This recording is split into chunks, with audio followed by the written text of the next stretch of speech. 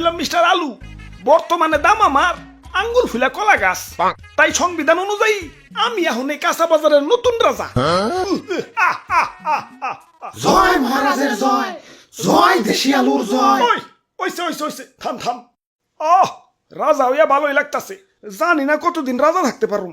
বাজারের যে অবস্থা, কখন যে কার দাম বাইরা হুট করে রাজা হয়ে যায় কখন যায় না। তাই যতদিন রাজা আছি রাজত্ব উপভোগ করতেইব। মন্ত্রী। জি হুজুর। আমার পাউডার মেজমেজ করতেছে, আহো একটু পাউডার টিপে দাও। হুজুর ভুলে যাইন না, কয়দিন আগে কিন্তু আমিও রাজা ছিলাম, এখন আমার দাম কমে গেছে তাই মন্ত্রী হইছি। তাই সাবেক রাজারে সম্মান দিয়া কথা কইবেন। ওরে বাবা, আসসালামু আলাইকুম। আর কি করেন না, আপনার কয়টা দাম বাইরে রাজা হইছেন?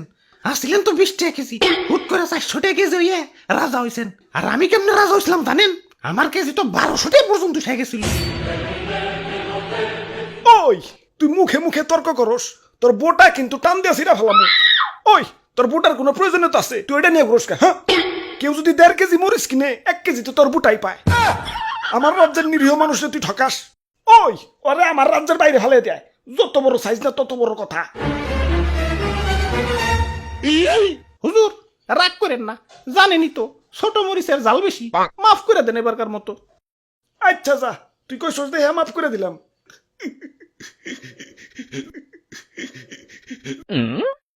ওই আমার অনেক অনেক ক্ষোভ আছে।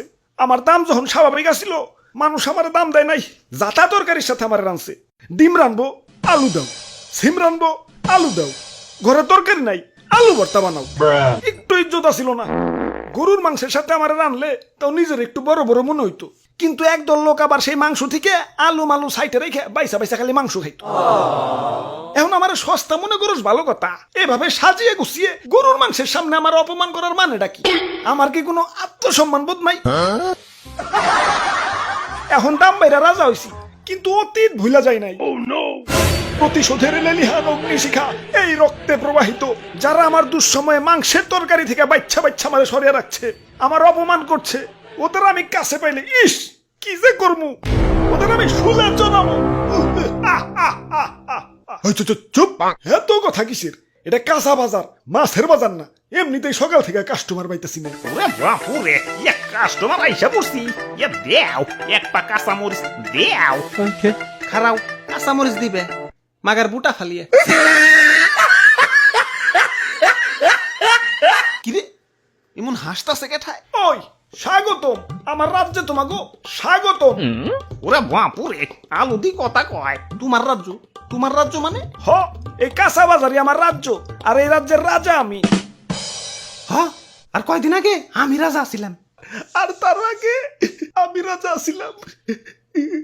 ওরে বাপুরে, তা তুমি কান্দো কেন? আর পিয়াজ যাত্রাই কেমন জানি। কাটাকুটির সময় কেউ আর হাসি মুখে কাটতে পারে না। কাজের বেটি থেকে জমিদারের বেটি সবাই আমার চোখের পানি ফেলতে ফেলতে কাটে। আমি আমার মায়া মানুষের কান্না সহ্য করতে পারি না। আরে কি কষ্ট। আচ্ছা বুঝলাম, তুমিও রাজা ছিলে, তুমিও রাজা ছিলে। বেগুন তোমার কি অবস্থা? আমি তো সব সময় রাজা, বুঝলে বুঝপাতা, না বুঝলে তেজপাতা। আচ্ছা যাই হোক, আমাকে 2 কেজি আলু দাও। আলুর দাম কিন্তু বাইরে গেছে। 1 কেজি চাচা 400 টাকা। 1 কেজি 400, তাহলে 2 কেজি। ওরে বাপুরে, আলু নেওয়া যাইব না। আলুর পরিবর্তে অন্য কিছু নেও। আলুর পরিবর্তে কি নেওয়া যায়? দাদু, আজকে একজনের বহুত মিস করবার লাগছি। মাংসের পরিবর্তে এখন কাঁঠাল, মিষ্টি কুমড়া দিয়েও বেগুনি বানানো যায়। পেঁয়াজ ছাড়াও কিন্তু রান্না হয়। কোনো কিছুর দাম বাড়লে আপা ঠিক কোনো না কোনো অল্টারনেটিভ কিছু খুঁজে দিত। তোমরা আপারে তো থাকতে দিলা না। এখন খাও, বাধ্য হইয়া দামি জিনিসে খাও, স্বার্থপর বাঙালি। তাইলে আর কি, দেও আমাকে 150 গ্রাম আলু দেও। দাও, বড় বড়টা পয়সা দিও। আরে তোমার দাঁতে কি হইছে? দাঁত খোঁচাইতাছো কে? আর কইও না, সকালে আলু দিয়ে মাংস রানছে তো, তাই দাঁতে মাংস এখনো বাইজা রয়েছে। ওই দাঁতে কি খালি মাংসই বাচ্ছে, আলু বাজে নাই? আমি তো আলু খাই নাই, খালি মাংস খাইছি। বাইসা বাইসা আলু গিলা সাইডে রাখছি। আমি তো আলু খাই নাই, খালি মাংস খাইছি। বাইসা বাইসা আলু গিলা সাইডে রাখছি। প্রতিশোধ আক্রমণ।